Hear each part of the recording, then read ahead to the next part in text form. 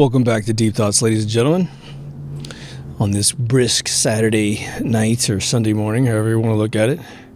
It's about 12:30 a.m. I just got done editing episode 448. So it looks like we're going to get half the season done before the end of the year. How awesome is that, right? Okay, so this is going to sound like potentially it might sound like some cheap little gimmick of an episode, but I assure you this is one that sort of pops in and out of my head in a serious way often enough that I'm now making an episode about it because I'd love to have your thought process on this one. And it goes something like this. What gives us the impression that the world is any older than us? And more specifically than calling it the world, reality. Right? You know, if for any of you have seen Dark City, the premise of Dark City is that a guy wakes up and he's in this sort of Gotham City, I don't know, it looks like it's in the 30s kind of. And, you know, he's kind of going about his daily business. I think he works for a newspaper or something. And then you go to bed, you wake up, but he eventually wakes up in the middle of, either he wakes up or he doesn't go to sleep, and he starts to see something that's really disturbing. These trench coat guys with black hats are moving bodies around, and so they'll take someone out of a car and swap out someone's husband and then swap it around. Part of it's a Twilight Zone from back in the day, and then he finds Kiefer Sutherland, who's like this nutty, weird professor guy, and he learns that, wow, something's going on when we go to sleep. And then he realizes, man, when's the last time it's ever been daylight? I mean, I kind of remember daylight, but never seen it. I can't remember having seen it, but I remember way back in my past, I got photographs of the daytime, but he asks his boss, who's William Hurt, like one of the best actors in the whole world, when's the last time you remember it being daylight? Why are we at work in the middle of the night? And so I won't tell you the ending of it or anything like that, but you realize that his reality is way different than it looks, and that this whole thing is being orchestrated, that they're testing people in different positions. Now, the other side of it is the Philip K. Dick book that's called Do Androids Dream of Electric Sheep, which turned into Blade Runner, where replicants were given memory tracks, or memories. Memory tracks was the 60s term for it. And they think they're real. Rachel thought she was real until Deckard tells her two stories about her childhood where her brother and her played, I'll show you mine if you show me yours. He did his, and she chickened out and left. And then the second story was that she watched a spider build a web, and then when it laid a big egg in it, and then the egg hatched, and all the little spiders ate the mother. Very traumatizing for a little girl. And he says those are Terrell's nieces. And she had to resolve an issue later in the film where she remembers learning how to play the piano as a child. She didn't know she could play. So she gets on the piano while Deckard's taking a little nap, and she starts playing, and then he gets up and he says, I heard a piano. And she goes, man, well, I didn't know if I could play. I remember learning. So wouldn't it be interesting to think, just as a paradigm shift for your mind, to maybe see something you haven't seen before, that every day that you wake up might be the first and only day that you exist. That everything before that is just an illusion.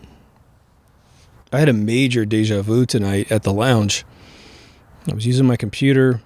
I was scrolling a particular image on my computer, and then I was watching this weird movie with David Duchovny and Orlando Jones, who just so happens to be on the front of TMZ today for being let go from the show American Gods, which, wow, what a complete fuck up that is. They're claiming he's not in the book. His character Nancy's not in the book, or Anansi, but he is the reason why I watched the show. I mean, I love the other characters. I love Ian McShane, and Richie dude. But wow. So anyway, it just got me thinking about this fabric of reality. You know, how many of you who have deja vu after seeing The Matrix in 1999 could never shake the whole idea of a glitch in the Matrix? And I'm literally driving home, and I mean, this was like probably 30 seconds of massive deja vu. Nothing predictive, but I did feel like people were going to come into the lounge, but that never happened. But yeah, our reality, it's based on our acceptance of what is. But now, think about ancient history as well. What's really fascinating about our world right now is that when you go back, well, Jesus, take the last 100 years and try to find out what history is. Because it is so revised by the, I guess you could call them the Illuminati back in the day. Now they're called the Deep State. And all their iterations in between. They have so lied about who's who, what's what, who's good, who's bad, what is good, what is bad, that we know that we're struggling just to figure out what the last 100 years really was all about. And then you eclipse 100 years and you're like, oh my God, what happened in the 19th century, 18th century, and then all the way back to these fabled existence of gods walking with us and doing all those crazy wild miracles. And it's not just Jesus, it's a ton of them. And then it really gets super frayed when you get back to maybe the Babylonian time, Sanskrit, and really having just loose artifacts from that time frame. We don't really go back that far. Every once in a while we'll find a guy buried in the ice and they carbon date the dude and they think he's 5,000 years back, and then they'll find a mammoth elephant. Okay, that's still not much. And then we perceive ourselves as this really infant being on Earth. We really are. I mean, we're still allowing, ridiculous douchebags to run the world, telling us that war is good for us, that killing babies at 9 months is good practice, You don't have to believe in anything to think that shit's bullshit, right? So we live in this weird world. We have churches of Satan going up all over the world, and their mantra internally is to gain power from Satan, you have to sacrifice a human being, among other things. What? We have churches like the Vatican that have presided over more pedophilia cases revealed to the public than any other organization or individual in world history. But they are the proxy to God for a lot of people. This is our world. And so you look at it and you're kind of like, does any of this really make any sense? I mean, does it really? And if it doesn't make sense, is this just an awakening being? Maybe it's just you. Maybe I don't exist. Maybe it's just me and you don't exist. I'm making you up. But it seems as almost like I feel like at times that my past, or the history that I study, I should say, way before I was born, is sort of a silly, ridiculous story. I mean, think about this. They landed on the moon supposedly, was it July 20th? So I was born the next month, about a week and a half later after that. A month and a week and like 45 days after, or whatever. And so why does the moon mission look so stupid, but have a really idealistic approach? Because maybe as a child, looking up at the moon, because that's one of my earliest memories as a baby, I couldn't speak. And they put me in this crib, and my mom was pointing at the moon and goes, "There's men up there right now." Which I don't know, that would have to be the next year, I guess. I got to look up the other mission dates so I can memorize them. But maybe I invented that, and so I didn't cover all the details. I didn't cover, maneuvers, and I just created this fantasy story. Right? I did an episode on the NPC thing, right? The non-player character thing. And there's two different thought processes with that. The NPCs that they're talking about in the mainstream conspiracy world are people that are just sort of Project Mockingbird individuals, right? They're told what to say and they say it, they don't care, and they repeat the same script on every single channel. Yeah, those people exist. Nothing really remarkable about that. My episode was about are some of these people even real? What if we were put into a situation where we wanted to toughen ourselves up in a holodeck? What did Worf always do on Next Generation? He would go into the holodeck and program up a bunch of enemies and just take his batliff, is that what it's called, and just slaughter them all, right? Well, that was right in front of our face. Those aren't real people. They're characters. Now, we do a really bad impersonation of reality with video games today because we really don't have anything that's really like reality as much as virtual reality tries to do it. It's getting closer. It'll eventually get there. But the other ones that are very interesting are these theories that people tried to create, conspiracy theories that the pyramids were built in the 1800s by the Masons to create God knows what history. The idea that these things were built and then we can't build them again, it just seems, like an oxymoron, right? But now let's say we go down this, and I don't want to take anyone on the edge of going completely insane and push them over the cliff on this subject matter. So just consider this an exercise in your mind of if we're at the Deep Thoughts Institute and this prospect comes over the table at some interval where we consider new ideas, some weekly submission meeting that we have, everyone's invited. Maybe there's an app for that, right? We find out which one's the most popular one, and then we talk about it and whether or not we're going to start a new wing on the side of the college for it or dedicate some resources to it. How would we ever prove the age of the world? Because what they have done is created all these mechanisms that they tell us are ironclad methods of carbon dating things, of doing, some of those, these radio waves and some of the different techniques. They're trying to create a whole new technique that can age the valence, age the patina on a rock, the oxidization of a rock. I mean, it's just, come on, seriously. But they'll tell us that these techniques are perfect, and then later someone goes, no, they're not. Why? Because that I's not dotted, that T isn't crossed, and this doesn't work. 2 + 2 right there equaled 3 in their equation. This doesn't work. Oh, gosh, we're back to square one, right? So what if everything that we think, and what's really fucking hilarious for me, sorry for dropping the F-bomb so early in this one, but what really blows me away is when people will tell me with no friction in their mind of doubt that the universe is this old, the earth is that old, fucking humans are this old, everything's, dinosaurs existed, da-da-da-da-da. Oh. And it sounds almost as ludicrous on the religious side where someone's like, nope, the world's 4,500 years old, that's it. Okay. But what gives us the perception of time anyway? We've talked about it several times on the show. I got whole episodes on it.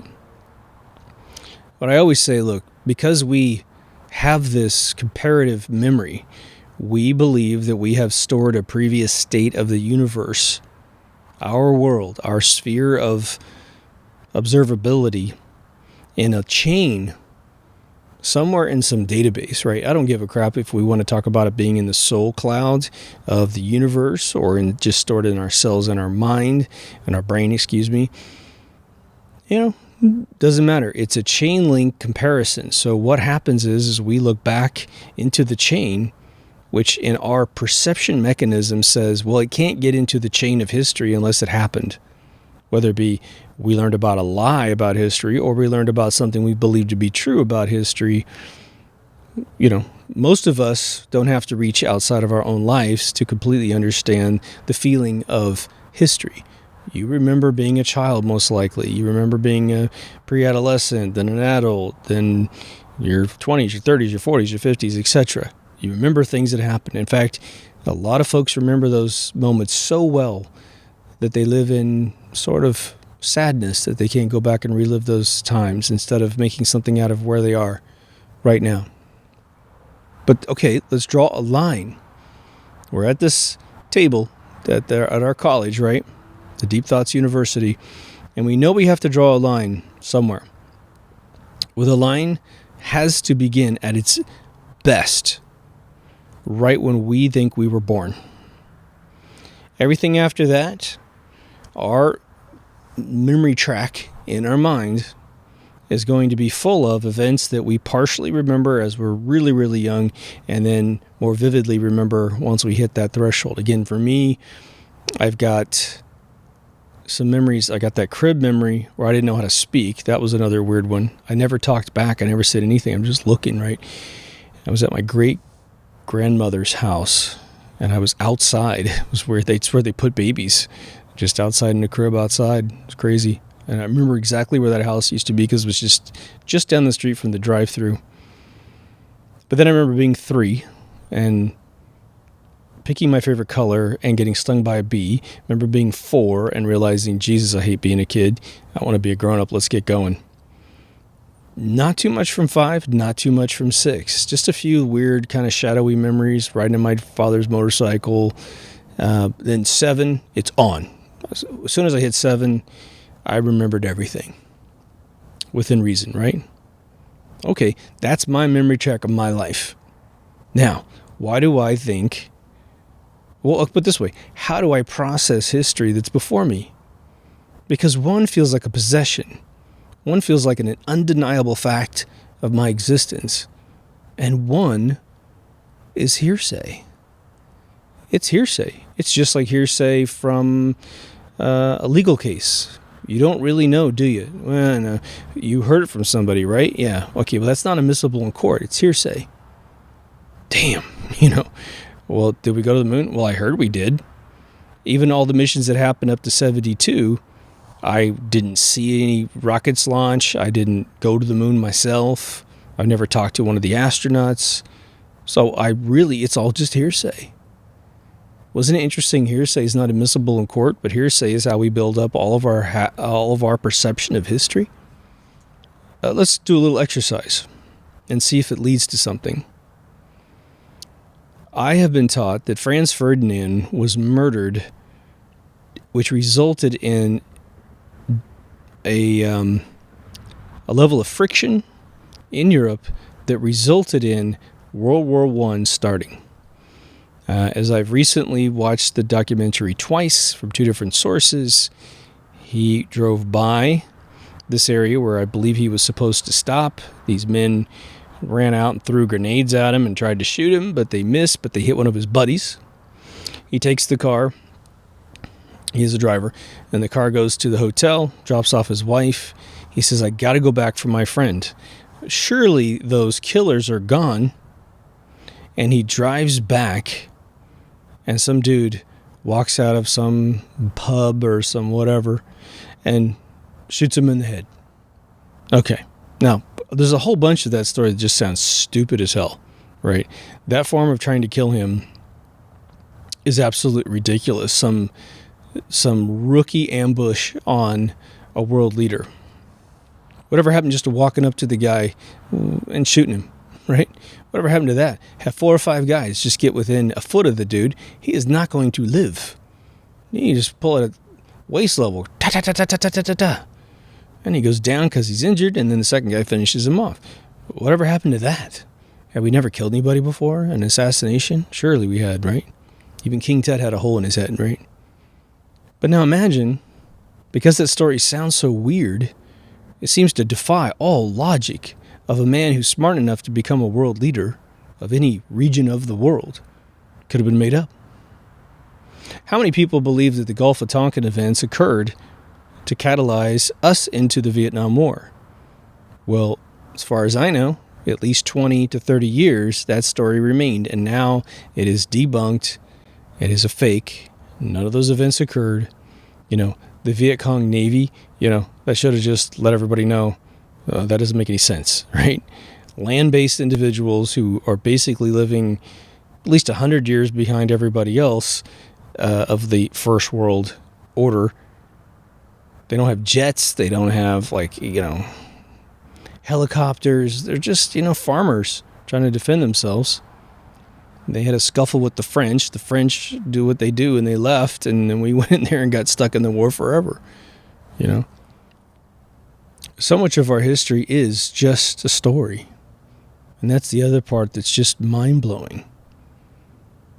One of the most popular books in the world, if not the most popular book in the world, is the Christian Bible.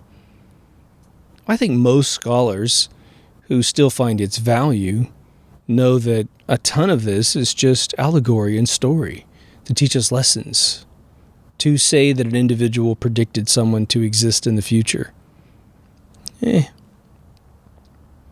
know, what's interesting about the whole Revelations, I was having this conversation with another guy at my lounge a few days ago.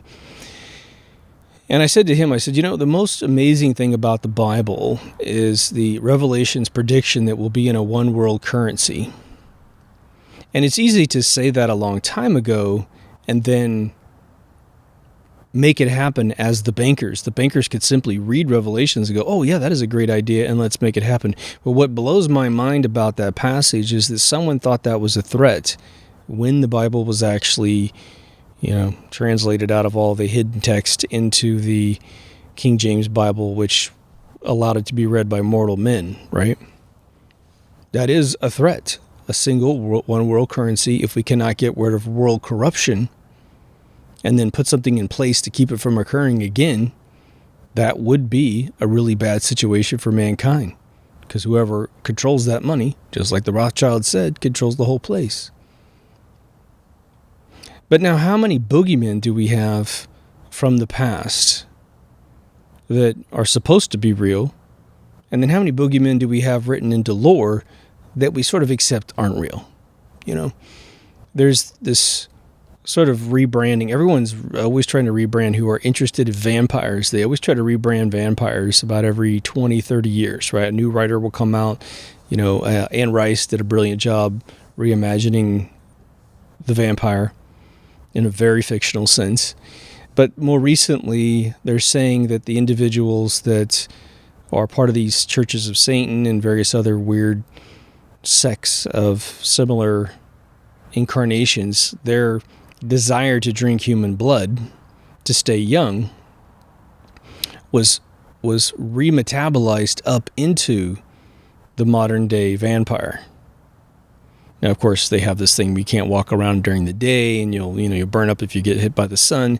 That's probably more flowery constraints on the character. But we do. It's a weird thing, like there's people in royalty that always make it to 100 years. Always, always, always.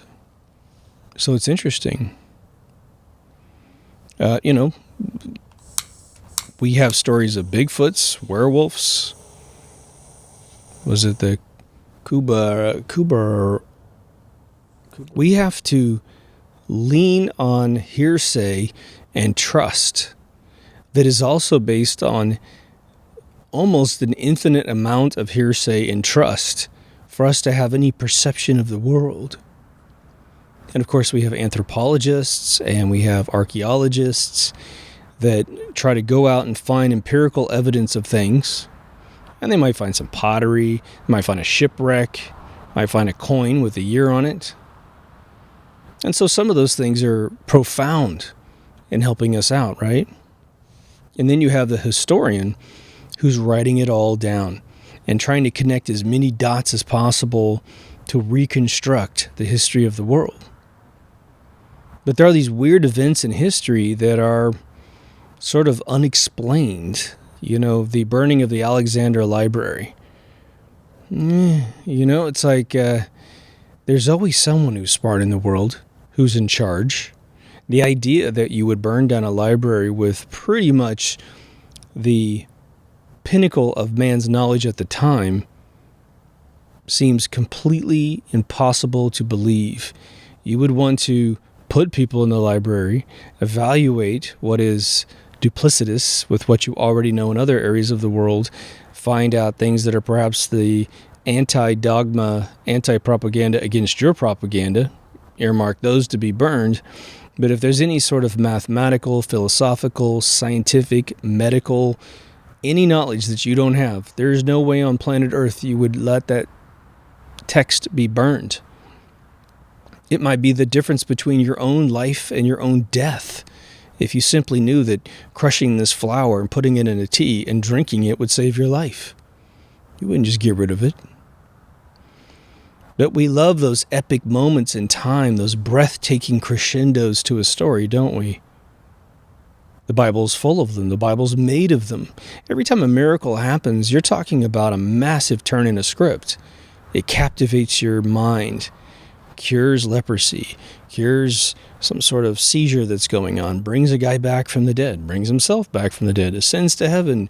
All these things, which have been told several times, are the miracles, are those things that we're supposed to believe. We're literally supposed to believe in fiction to construct some form of engaging prowess for our own lives. I don't think it works like that. I asked this gentleman the other day, who I respect greatly, but I said, what about all the other religions before Christ that have the exact same virgin birth? Some of them have the exact same stories where at 13 he's talking to all the religious authorities of the time and he's being tested for all of his knowledge, and the dude disappears until he's 30, and then, this whole thing, he gets killed for his beliefs or claims of who he is, and then he ascends to the stars or to the sun or what have you. And the guy said the cliche, the massive, massive cliche, which is, well, what I think is that those are all put there by Satan to throw us off the path of Jesus Christ. So he puts them before Christ ever existed, so that when Christ does exist, you won't believe in it anymore. Really? Because every single time in the 27 times before Christ that this happened, and there's debates of how many of stories there are, but my last count was 27. Everyone believed 27 times. So the idea that Satan is putting it into the mix to make man deceived so they won't believe in Jesus Christ, well, if this Satan guy exists who's an angel, there's all kinds of problems with that whole theory that something that's perfect could make a mistake, and then angels aren't perfect and whatever, all that stuff. It didn't work. Because when Jesus came around, well, it's the dominant religion that controls what year we're on. You can ask a Muslim, what year is it? And they have to tell you a Christian date in history. They're going to tell you how many years it's been since Jesus died. Isn't that wild? You're a Buddhist. What year is it? Huh? Oh, it's that many years since Jesus died. It's like it dominated the whole planet. Okay? And I know there's, I guess, some places on Earth that use a different calendar. Whatever. Never seen it before. I mean, I've never seen an email come in from Stardate 2392.15 Mark 9. You want to earn money with banks in Europe, you better figure out what year it is, right? But think about the huge insult. And I'm not trying to get anyone offended or anything or jump on that whole bandwagon, but it's such a gigantic insult from a Christian to every other religion on planet Earth that says, I have created a demon called Satan, which a lot of religions don't have, right? I've created Set or whatever it is, right? And my devil, of which only exists recently in my weird little version of fake history, made your religion, which makes you, in my eyes, a disciple of Satan. Because you believed in an exact replica of my God, who, in, again, many cases did everything first, like thousands of years before Christ, like 4500 BC. We have Tammuz, Ishtar / Queen Semiramis, and Nimrod that did all the same stuff Jesus did, right? But there's local Satan projected into the past. Wow. What about the Native Americans that don't have anything like this? Like I always say, theirs is silly and yours is totally true. I mean, at that level, you should just go, wow, I got to meet God someday if I believe in God. And what am I going to do about this whole thing? See, God, I loved you more because I hated most of the people that ever existed. But now think about this. The reason why I mention the religious layer to this is that it's sort of one of these things of, our reality is supposedly going back to an infinity, and then we have this problem where we have this Big Bang theory, or we have the is theory, right? Something from nothing is pretty ludicrous. So if you have something from something, it never ever starts and it never ever ends, it just is. But now, let me ask you this. When's the last time you had a really good dream, very, very detailed dream, and you worried for 1 second about how the universe started inside your dream? Now, I have dreams that are different realities, man. Like, I go to sleep, and I am like I say a million times, I'm Jean-Luc Picard going to this other planet with my whole set of family and friends, some of them from this world sometimes, but most of the time not. Although lately it's been my family. It's really strange. But I have to wake up and shake off that reality. I have to go, this isn't real. Like that, or that one. I don't really say it's not real. I just say, look, I got to engage in this reality today. So get your ass up, take a shower, and get some work done. It's interesting. But we don't worry about the dream world being real, but we still live it. For those of you who have very vivid dreams, well, think about it. What do you not get out of a dream that you get in this reality? I think in this reality we have pain and suffering. And even in our dreams, maybe you have a nightmare, maybe you get a little spooked out every once in a while. But overall, hopefully you're having just normal dreams with good dream people, and you're engaging some real free-flowing reality, which is sort of your soul's world. I always think it's like the day that I die, if I can just die in my bed, and especially if I'm already asleep, that'd be the best thing, right? So I'm having this massive dream, right? And it's got that dream quality, right? It doesn't have all the instrumentalities, doesn't have all the senses, and then, whoop, my body dies. And now my soul goes, all right, 100% engagement. And now the video game that is my dream all of a sudden goes into massive reality, right? It is like, I can feel things. My arms finally grow and I can use my fingers. And I learn, maybe the dream people go, welcome. Can you imagine that? Your dream people go, they all just kind of look at you funny when you die in the real world. And they're like, what do you want to do? Because you can do anything. And your relatives show up. Elvis shows up, whatever. A good friend of mine, I won't say his name because I don't want him to get pinned down on this later on. But he sent me a text and he goes, man, it was when we had that big full moon, I believe on the 12th of December. And he lives in a really nice area where you can get a really good view of it without a lot of light pollution. And he's looking at the moon and he's sending me a text. And he's a pretty normal believer when it comes especially to heliocentric globe, Earth, and space and all that kind of stuff. He's just a very normal guy in that sense. And he sends me a text and he goes, I'm looking at the moon. He's a very serious dude, very brilliant. And he goes, I'm starting to have a hard time believing that it's that far away. And I thought, oh, wow, that's interesting. And of course, for me, with knowing all of you, I'm thinking flat Earth right off the bat. I'm thinking Ed Harris up on that thing, and it's the observatory. There's all kinds of theories about what the moon is, whether it's a,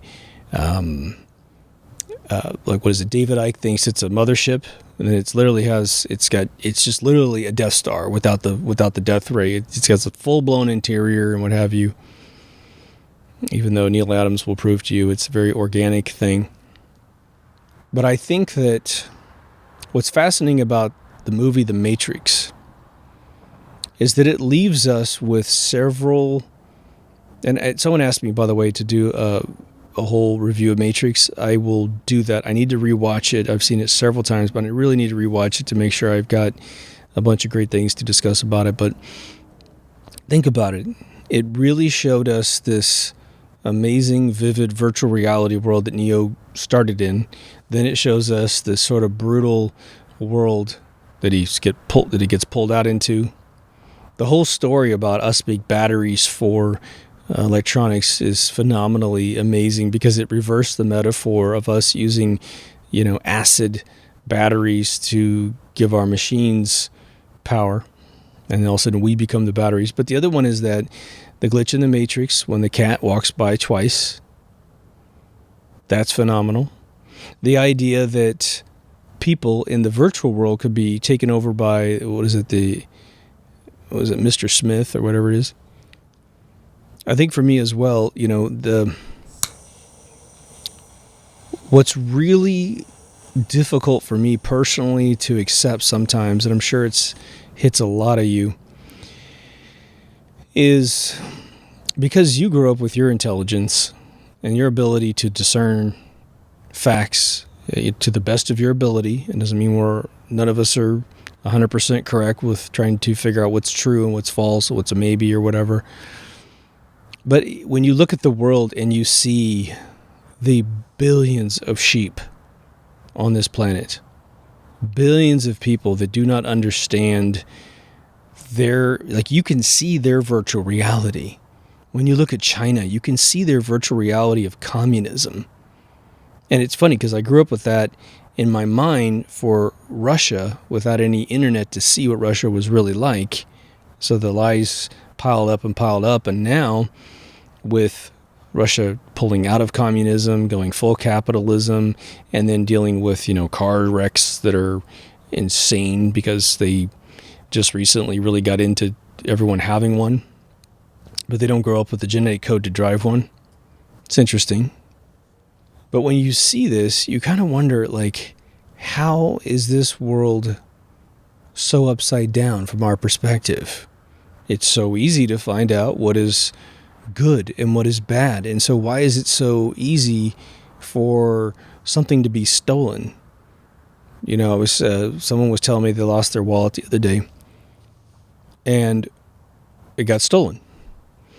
And so that's where I always come up with my take, which is, isn't it fascinating that in almost every single case, I have no idea what the odds are, but it seems like more than 9 out of 10, it almost seems like 99 out of 100, when you leave your phone behind, when you leave your wallet behind, something that's very universal, meaning everybody could use it. If you leave your glasses behind in their prescription, someone's going to go, oh, this is great. Oh, God, I'm about to puke. And they lay them back down or give them in as lost and found, and all of a sudden they grow some morals. But isn't it fascinating that almost everyone's a thief? And my buddy was like, yeah, everyone's just a closet klepto. They're closet jerk-offs that steal stuff. Everyone is a shithead, I think is what he said. And it's like, I hate to have him take that tack because it's a sad way to look at the world. I mean, again, if you are dictating it all, this reality, then that's the reality you're dictating for yourself, and that's the frequency you are going to, which is, I am a good person living in a world of douchebags. Me believing that I live in a world of sheep. Maybe that's not a good way to view things. And there's an interesting thing about reality depending on your childhood, because, if I told you, look, when I was a kid, not everything went right. My parents got divorced, and, I had some asshole friends, they were always wanting to fight all the time. And, so I've been through my standard issue bullshit as a kid.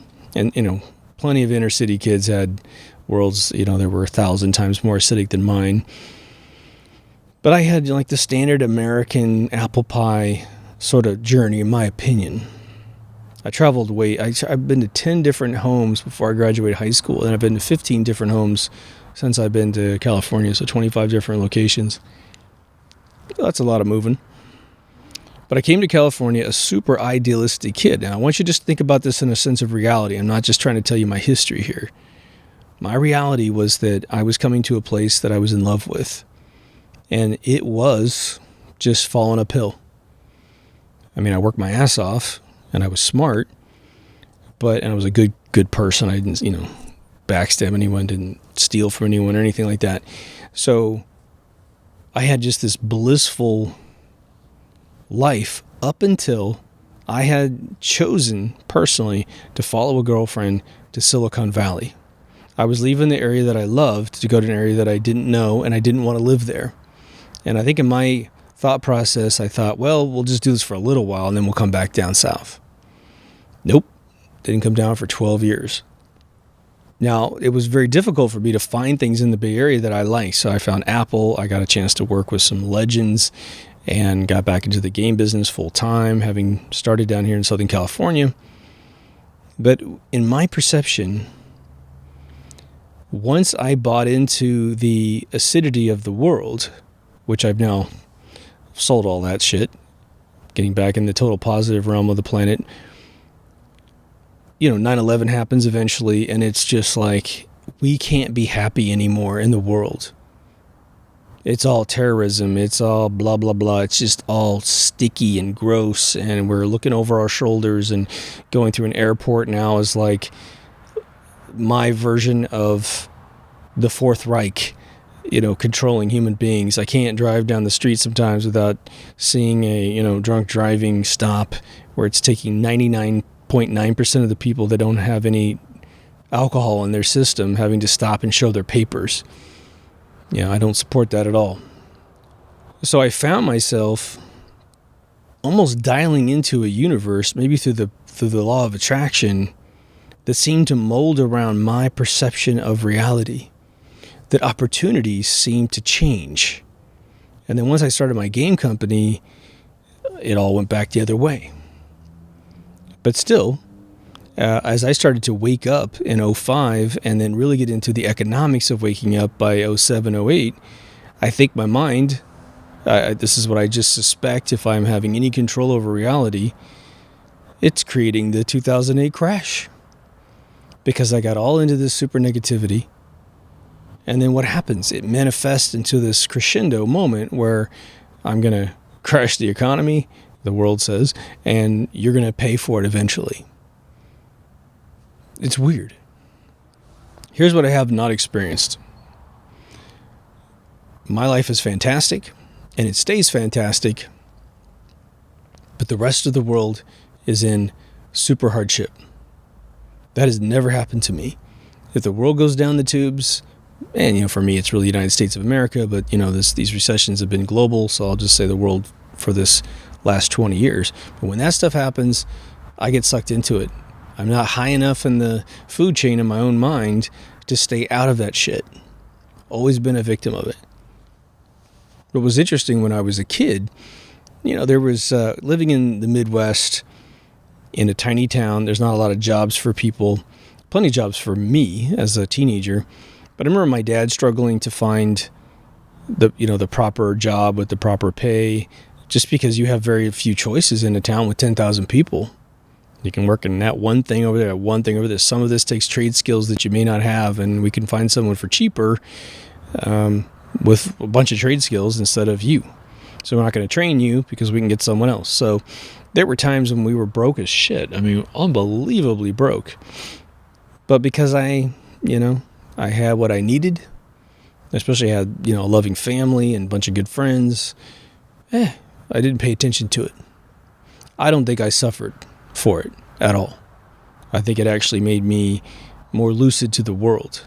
And then when it came time for me to do it by myself, if I was broke, I knew how to be happy when I was broke. When I had money, I really didn't know how to save it, and I ended up spending a lot of it. Spent on some good stuff, but still, there was a lot I needed to learn about that whole thing. But think about the dinosaur thing. The more I look at it, the more I can't accept it. And part of it has to do with the sheer physics of these beings. Brontosaurus being so utterly massive, it would have to eat through the tiniest head aperture as they've faked its design. I don't know if the mouth is big enough and chews enough to store food to be alive. The Tyrannosaurus Rex, whose physics is completely ridiculous. I don't believe it. The pterodactyl, I don't think it could fly.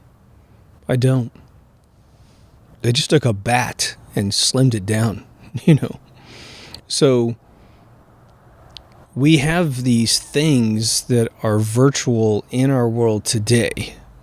We have organized religion, which is very virtual, And let's say you're a Christian, you're like, oh man, my dude's real, everyone else's is fake. Okay, great. So to my point, you've proved it. You believe everyone else's fairy tales of their gods and their miracles and all that other folktale stuff, is 100% fake, and it just feels 100% fake immediately. But yours, which is more profoundly outrageous than any of the ones that came before, it's real. Isn't that strange?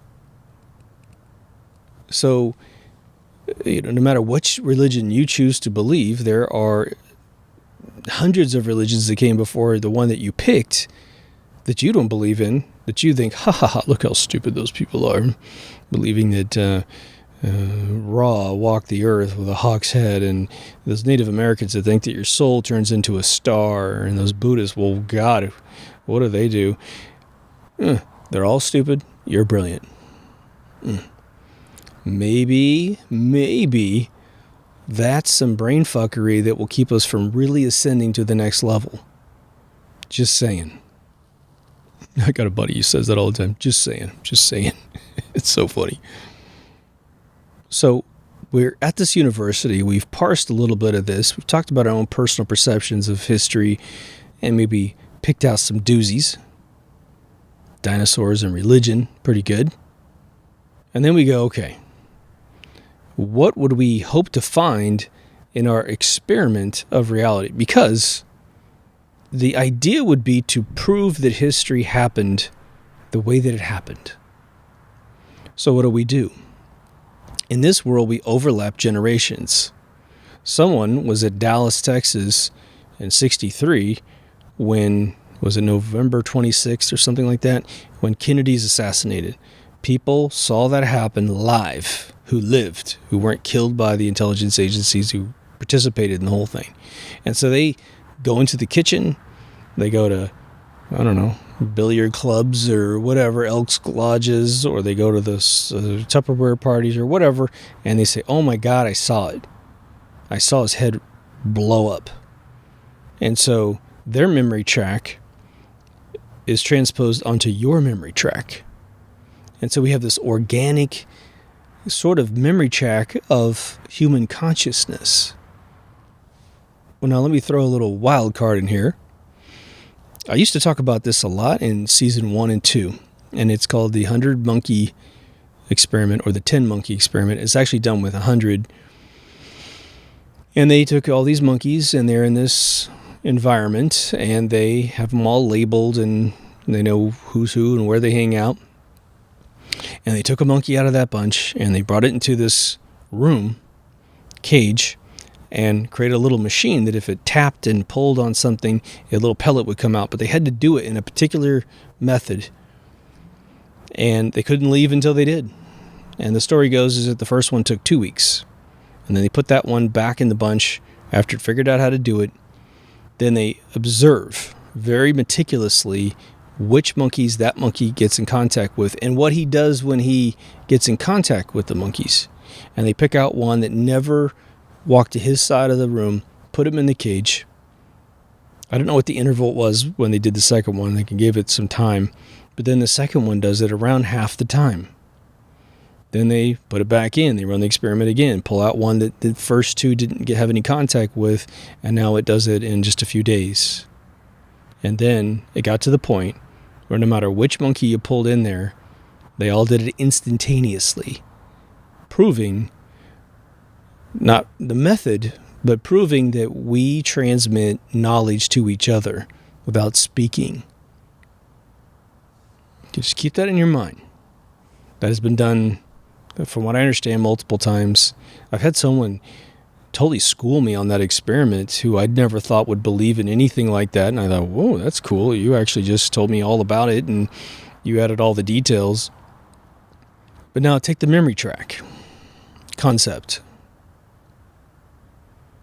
What if, in having physical proximity to another human being without knowing them, if you know them, it's even better.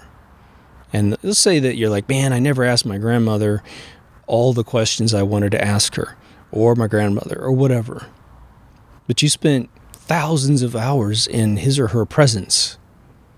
You may actually have, one, their immediate trade skills, but you might have their beliefs, because you have their rationales for why they believe in things.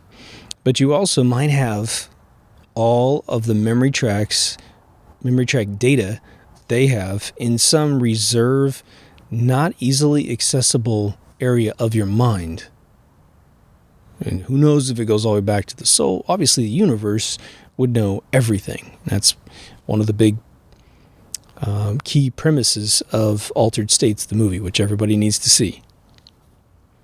So if that were the case, in any way, shape, or form, let's say you had the database, let's say you had 3 database tables. Similar design.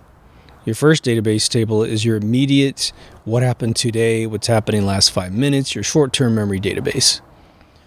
But then you have your long-term memory database. Very easily accessible, but it has pretty much everything that you've ever done in your lifetime. Minus the fact that perhaps when you were really young and psychic as a child, you didn't write into the database the same way as when you became sentient. There's got to be a reason why when I was 7, the light switch just turned on and every day was memorable. It's strange. And then why do I have these couple memories where I was at my daycare center? That's why I remember 3 and 4 really well. 1, I didn't want to be at the daycare center when they did all this stupid kid stuff. And then 2, someone pinning me down about my favorite color. I remember being on a swing set thinking, I always thought about my age. That was the weird thing too. I was on the swing set and they were like, well, what's your favorite color? And I was just like, purple, And it was only because someone had recently taught me that red and blue mixed together makes purple. I thought that was cool. It's not because of Prince or anything. But your third database could be the one that is written, that is in some super reserved system. That is your elders. Perhaps the universe itself writes it in there. Perhaps you're born with an pre-existing memory check. Perhaps that one's more the soul database, and the other 2 are the mind database, the brain working with the consciousness / the soul to create some sort of track that you need to live. You got to learn how to do things, right? Pull up your pants, brush your hair, brush your teeth. Now, why talk about 3 different databases with different levels of access? Obviously, that third one is at best an instinctual reference database. You throw the query in there. For any of you who do programming, you write a query, you put it in your first 2 databases, boom, you get it back pretty good. Except the mundane gets erased, right? What'd you have for lunch? Oh, God, I don't know. Chick-fil-A.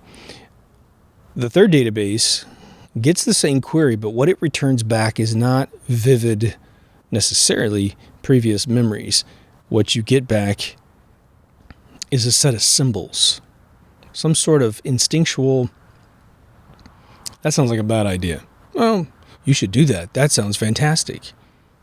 Remember when Freud broke the mind down into the ego, the character, and the persona? Now, again, lots of people say that today that's been hugely deprecated. I don't think it should be. The ego is the one that's the big question, but there definitely is the character and the persona. Small refresher course. The persona is who you pretend to be to your friends and people you don't really know that well. Your character is who you really are. Regardless of what you put on to the outside world, it has your frailties, your strengths, whatever you really are is your character. Now, the ego was this idea that you have some internal, consciousness that is your sort of your primal, instinctual, they always talk about as your fearful self, which I think is a horrible way of describing that because that means everyone's afraid in the inside. Nah, we just have self-preservation algorithms that are very binary. It's either this way or that way. There's no other way. You want to get out of the way of a lion coming at you, your internals, your super, super internal turns on, wipes the character and the persona because who gives a shit? And it's run, run, run, or grab something sharp and hope for the best, right? But here's what's brilliant about what he did. He took the intangible mind and he made it tangible through paradigm. He gave us some references. Well, I think before Freud, everyone knew about people pretending to be certain people and really being something different. That's something you kind of just all figure out as you get older. You could never have studied Freud and you'll figure out those 2 things. But isn't it interesting that if we were just to overlay what I just gave you, you have short term is your persona, your long term is your character, and your intangible database is your ego. The ego is just as intangible in Freud's world as what I just gave you in this reality debate store. Now let me throw this at you. If we were to accept the fact that perhaps some of this is a matrix, maybe we do truly exist for as many years as we think, but we don't exactly know the start date. The start date is said to go back, depending on what philosophy you're looking at, hundreds of thousands of years, millions of years, or just 4,500 years back. Okay, it's a paradigm. You figure out what you want. You're here now. I think I'm here now. I think you're here. And so we got to work with what's in the now. But what if, somebody came up to you that you would believe, or you have a dream where you get this information. Maybe you take an acid trip and get the information. Who knows? And they lay on you this idea. They go, well, maybe let's just say it's a dream person. Because dream people don't really engage you that much like reality, right? Because they don't in my world. I mean, they do and they don't, right? You don't sit down and have a conversation like this in your dream. At least I have never had a deep conversation in my dream. But I have had dream people say some pretty weird crap sometimes. But what if you're in your dream and they say to you, look, you're thinking about waking up, aren't you? And you're like, oh, well, I guess I am. And they say, your world is just as malleable as this one. You're like, what are you talking about? And they say, well, you think your name is this, you think your gender is that, you think your job is this, you think you can do this, and you can't do that. And you know what the secret is? You're not really that person at all. You're just accepting the fact that you're that person. You've chosen a virtual reality configuration as your reality. You've accepted the paradigms of all the restrictions because, well, you guys kind of tell each other that that's what you can and can't do. It's always that thing. You're 5'1", you want to be 6'1"? Just make yourself 6'1".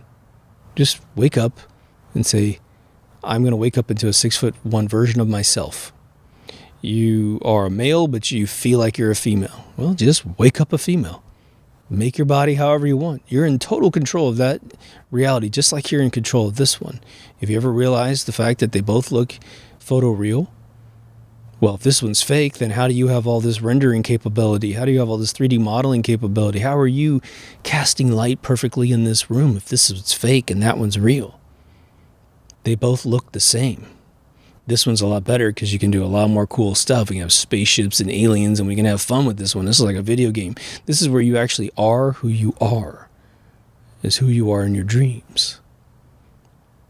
But in reality, they create a 9/11, or you allow them to, or you let your life get really negative to the point you manifest your own crescendo of some bad event, and then you feed into it. But you don't have to. Those of us who grew up in the 70s and 80s, at least, those of you go back even further, you have a more profound version of this truth I'm about to say. When you get into the 90s, I'm going to say this until the day I die, it was a negative fucking decade, man. It was negative, grungy-ass music. And the music was good, okay? But it's all at the expense of dressing nice, gangster rap. Oh my God. I mean, this was like kill people, do as much drugs as you possibly can, and repeat. And every version of music was doing this. If you had a positive classic rap, you were out of the game. If you had anything positive in rock and roll, you're out of the game. Look at Guns N' Roses. Guns N' Roses, which is an amazing band. My God, listen to Welcome to the Jungle. I mean, think about it, man. That was the whole thing about coming to Los Angeles and how this thing will eat your soul if you don't pay attention. So what ends up happening? 10 years later, 11 years later, after all this negativity starts just splattering all over the world as a trend, we get the amalgamation moment of all that negativity. Again, men had to get really hard. That was the big thing. You couldn't be nice anymore. Again, If you want an example of this, like I always say, go back and watch Soul Train. But you watch these people dance, do disco, go watch all those old movies. Hell, just watch movies in the 80s. Look how silly we were. And now all of a sudden, boy, if you ever acted like that again, you're a pussy, whatever. That's an example of us controlling our reality to infect everyone in the world with this weirdness. And now since we've been at war for, 18 years until Trump kind of shut it all down for us, it's going to take us another decade to get out of it. And there was the one saving grace that I can't even believe this occurred, other than soldiers were still very scarred from it, was when we ended Vietnam by 1975. We were so ready to be out of that negativity that Hollywood blew up and gave us just the most idealistic visions of the world. E.T. is in that community, Poltergeist is in that community, just all these, go do Star Wars, Star Trek, do all these things and have this fun time enjoying it. And even the later part of the 80s, you still have amazing movies, Die Hard, Total Recall, I guess Terminator was 85. There's just tons of good stuff. We craft our reality no matter what. But how old is this one? There's probably two answers. There's the answer that we don't really know, which is the incarnation of man as we perceive ourselves to be. And then there's the answer we probably know, which is everything else that really makes this place occur, right? The universe, as we like to say. Even if we're in a little bubble that's our universe and there's another bubble with another universe, it's still considered the whole mechanism of the whole thing. That's probably infinitely old. It's a really strange thing for a man, meaning mankind, to think about something that is infinite, right? We've talked about it several times on the show. But now, just, give yourself some thought over the next, month or so. And, it's like when you're contemplating flat Earth, for instance, and you're brand new to the theory, and, you're totally heliocentric. You were raised by NASA and science classes and books, and you're really skilled in that knowledge. But for a second, you just kind of think about the world being flat, and you think about maybe this place isn't spinning, and maybe that moon is only 3,200 miles up, and the sun's only 3,200, and all. You give it a chance in your brain for a split second, and as long as you're not, I think all I can say is as long as you're mentally balanced, you can have that experience and come back to your theory of round Earth or whatever, globe Earth, and you enjoyed it. You enjoyed the little possibility that it could have been flat. Well, do that for the notion that maybe this is sort of a dark city, except we have light. We have a daytime and a nighttime. But then when we go to sleep, it's a little bit different. The interesting thing about Dark City, on a technical level, and this is no criticism of the movie whatsoever, or I think it was a book before that, would be not everyone goes to sleep in a society at the same time. There's always someone who's suffering from some sort of insomnia, someone who works a late shift, someone who prefers to work at night. And so that little game that they were playing in the movie would have to rely on the fact that everyone has been put to sleep at a particular time. Because I think in one of the scenarios, there's still a car. Yeah, that's what happened. That's right. Because the cars were still moving downtown, and it just, everybody went whoosh, and the cars would slow down, not hit each other. I was going to sleep the other day, and I'm laying on my pillow, and it's one of those situations where you have your eyes closed, but you're still seeing some sort of reality, and it's now way bigger than the world that you're in. It's sort of, the ceiling doesn't exist, and for the very first time, I'm looking up, and I see sort of this fractal tree. You know, like you see those 3D fractals where they fly around them, and they're kind of like wild, organic, black and white stripes or whatever it is, right? This didn't really have much of a color, but it felt like 4 prongs coming down, 2 towards the top of my, or I guess the top over my eye sockets, and then 2 below my eye sockets on my cheekbones. And all I could feel was this programming feeling, right? It was like, here's your update, and just hold still while this update comes down on you. And I just sat there, and it was kind of soothing, but it also felt like a physical pressure on my face, even though my face had nothing touching it. And so I thought, that's been one of my thought processes with a reality. If I were to design this reality, you would be uploading different programs to various people because they're in a particular position to engage certain opportunities. You have a certain level of knowledge. You wouldn't want, again, anyone to be in a stagnant circle unless they're serving a purpose with that stagnant circle. And that happens, right? You're a good parent to your kids. Well, you might be in a bit of a static circle when you're raising your children, because that's just what you're supposed to do. Maybe you have a family business, you're self-employed, and you just love it. It's just you go in that circle. But every day has the nuances that you pay attention to that makes anything but trivial for your life. Your kids grow up. That's the beautiful thing. That's the difference between pets and kids. These people who replace their kids with pets, man, are you losing out? I love pets. Trust me, I love pets. But have both of them, right? Because your pets kind of gets a little smarter over time, right? They're definitely lovey, is crazy, hopefully. But your kid, my God, they'll take you on the biggest roller coaster ride of your life. You'll laugh, you'll cry, but they get better, right? They draw scribbles on the piece of paper and go, "That's you, Mommy." And then later on it's a potato head with 4 little legs off of it. "That's you, Daddy." And then eventually start drawing bodies and cars, and they start doing really cool things. And then they start having these deep thought conversations with you. And man, just seeing your own DNA talk to you really smart, it's probably one of the most amazing things you can experience. But I'd be interested in your thoughts, man. What do you ever... Well, I'll put it this way. I know a lot of you question reality as is, just because you're curious. And, what I want to do is make sure that you folks don't, that you don't get scared or mad at other concepts of reality within yourself. Forget what anyone else thinks, but just have fun, experiment.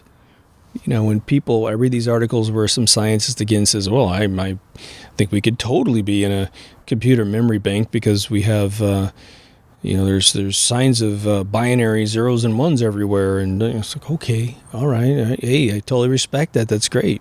Once you can start bringing that into a physical model that we can really start to use as a potential medium to change the universe, right? I always go back to the movie Time Bandits, where you have a perception of reality, it's locked, but these bandits have the map they stole from God, which shows them these doors where it's sort of the back door in the software that allows you to jump from the 20th century back to the 18th century, to steal things from Napoleon, and then jump back to the 24th century to steal a spaceship, I think that's great. It sort of breaks your mind open to kind of go, wow, how much do we subscribe to paradigm restrictions in this reality? I don't think any of us can count that high. And just to put another fine point on that, you've heard me assert this in different episodes for different contexts, but in this particular context, we all know people that believe that they're never going to succeed. People that they're never going to get the person of their dreams. They're never going to this, never going to that. And the weird thing is they don't. But you live in a very similar world. I mean, for some of you, they got to grow up in the same school, in the same town, your whole life. God bless you. You will have a classmate that is the same gender as you, the same height as you, the same athletic build that you have, went to all the same classes, seemed to do pretty good in school, maybe even got slightly better grades. But they have this negative Nancy, this Debbie Downer thing about them. And you, who maybe even struggled more, maybe that's why you're more intelligent, who knows, but you go off and get all of your dreams simply because in your mind you were like, I'm going to get these dreams. This is just what I'm going to do with my life. There is no other choice. But your friends over there going, I can't go, and oh my God, I got this and that, all these excuses. How much of the world do we control? I mean, even outside of a matrix computer, blah, blah, blah, just our attitudes towards life changes everything. I know this is supposed to be an episode about how old the reality is, but I just have a really bizarre view when I look back at the hearsay history that I'm supposed to believe about every region of the world. Who was the boss? Who was not the boss? Who was a slave of who?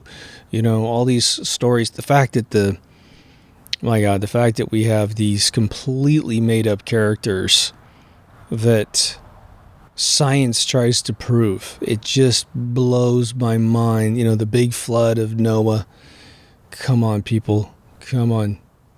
In one sense, you have the Ice Age that's supposed to take responsibility for all this, and then you have Noah, and they say, well, there definitely was a flood event because we can see it in the, maybe what you think is water damage is not water damage at all, but maybe it is. Who cares? Maybe that region got flooded out. And so, there's a bunch of storms. There's a few El Nino years in a row. And so you find massive flooding in Egypt and some massive flooding in England, maybe some massive flooding in the plains of North America. And then you're like, oh my God, it's so conclusive. The whole world must have flooded. Overlooking all of the other theories that could make that kind of thing happen. And so I'm not sure, because I was going to do an episode that was sort of like this one, but I think this one's better, which was essentially how far back could we go with standard history, where it just starts to become bullshit.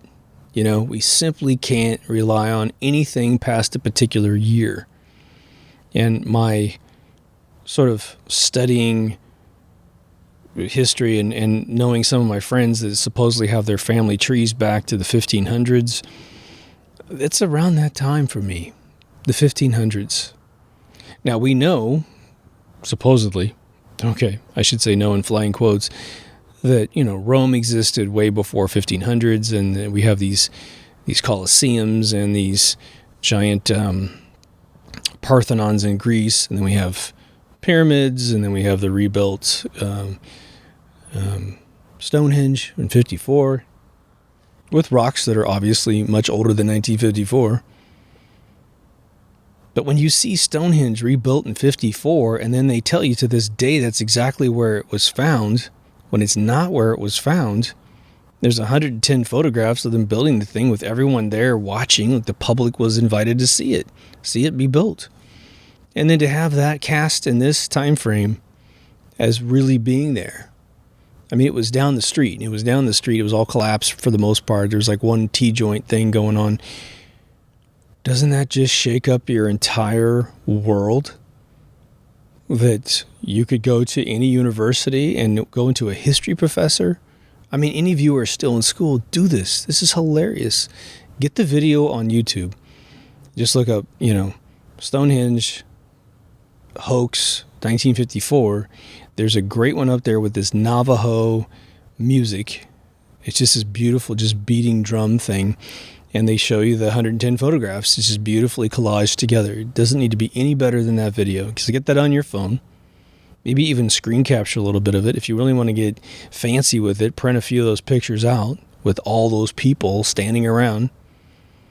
And then go ask your history professor, when was Stonehenge built?